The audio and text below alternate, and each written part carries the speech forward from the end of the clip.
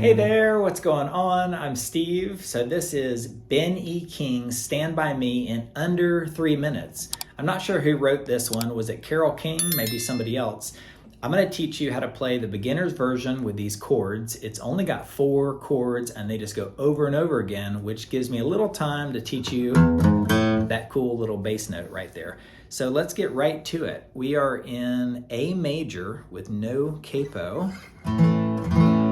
And I'll give you the chords first. A major,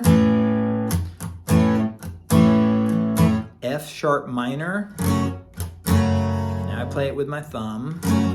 That's F sharp minor. Then D major. Go from D major to E major. Back to A major.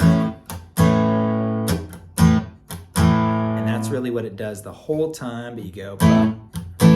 So I'm sort of using my palm muting, lifting up a little bit on my finger to get that kind of rhythm. Now, to make it really cool and special though, I'll give you the bass notes. You play an A major. It's not that hard. Whether you use this finger or your pinky, you go open E string and then go to the 4th fret of that E string and then back to the A major chord. Try that over and over again. And then you walk it down from A, you're again playing the A string to the 4th fret of the E string and down to the F sharp minor chord. And this is where not using a bar chord comes in handy because I'm able to just remove my thumb, open E string, so I'm playing the F sharp minor with an open E, and then I go.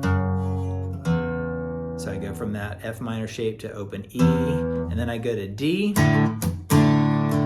major to E, and back to A. And that's it. Simple as pie, not that hard. It's really fun to add a little bass notes into your chords, and that really makes that song stand out. All right, let me know what you think in the comments. That was a super fast lesson, and I'll catch you next time for some more 3-minute ones. See ya.